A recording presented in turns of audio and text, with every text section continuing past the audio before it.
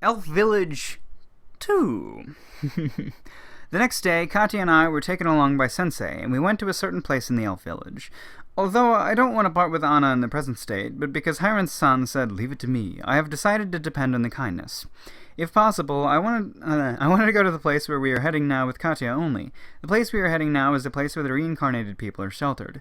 Because similar trees grow in abundance, the scenery that doesn't change continues. It's a considerable walk.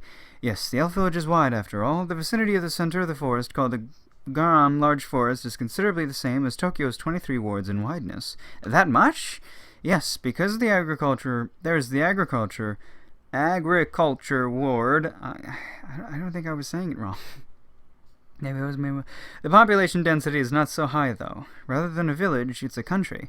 That's right, here has the natural forces called the Large Forest, and double the defense called the Barrier that boasted of its impregnability for a long time. If you exclude that the elves are exclusive, I think that it's the safest and easy to live place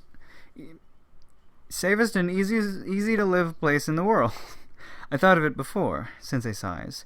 If the barrier is really destroyed, the safety can't be guaranteed. Because there's a distance from the outer circumference to the village, there won't be dangers in the village immediately after the barrier is destroyed, but it's likely to become a severe fight. Does Sensei think that the barrier will break? It's a possibility. Just because it hasn't broken even once so far, it can't be said that it won't break in the future. Overconfidence is a taboo.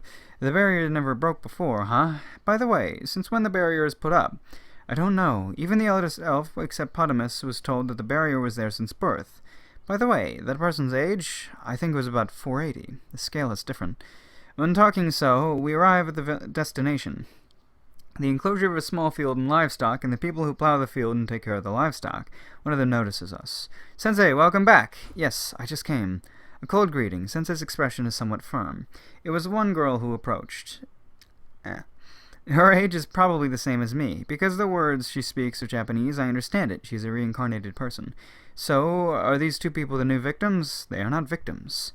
That will be a difference in consciousness. At least, I think that you are the assailant, though. Well, never mind. So what are your names? Not your present names, but your former names. The girl turns her gaze with a serious atmosphere. I'm Yamada Shunsuke. Oshima Kanata. Oshima-kun! That's right. What's with that reaction? Who are you? I'm Kurosachi. Well, the people who were abducted, let's get along well. As the people. Kurosachi.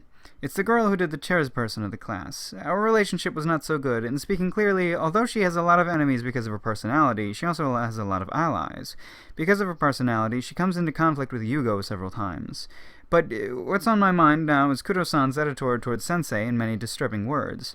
The relationship between Kudo and Sensei should have been good because Kudo is the chairperson, and she has a lot of chances to come into contact with Sensei. She's glaring at Sensei and seeing her parents' enemies. Like seeing her parents' enemies. The reason is probably the word abduct that came out of her mouth.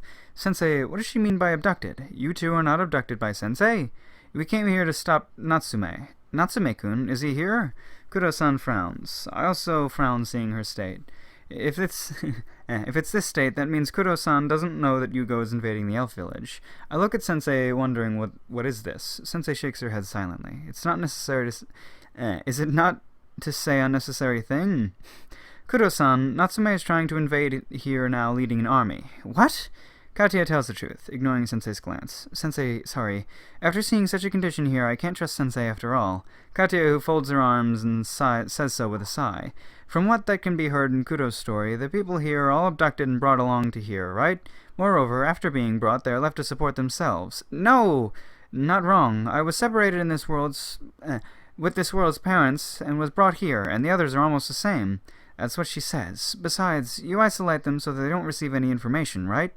Yeah, the life here is almost self-sufficiency, although the elves will bring anything insufficient if we ask. That's only the minimum. Get up in the morning, plow the field, take care of the livestock, cook it and eat it. That ends the day. Because the elves are monitoring us, we can't escape, and because the elves don't speak any unnecessary things, we don't know anything about the outside. No, the purpose of self-sufficiency is to develop your self-support ability. Even though we can't get out of here, is there a need for such thing like self-support ability in such a keeping until death condition? That's... Sensei hesitates to say. Everyone stopped their work and looked at the state. Yamada-kun and Oshima-kun come here because I want to ask a lot of questions. Leaving the silent sensei behind, Kuro-san begins to walk. Katya follows her without hesitation. I glanced at sensei once and pursued the back immediately. Sensei looked down with a face that seemed to be burst into tears. So she fucked up. She put her precious students into almost like not slave labor, but close, because they're not working for other people's sake, they're working for their own sake, but they're also not allowed to do anything or leave. It's pretty fucked up, actually. I mean, I'm sure a lot of that is the elf's decision, just as a majority, because none of them are elves, so it's like, you know, they're kept there, but they're outsiders, so they're treated differently, which is, again, very fucked up.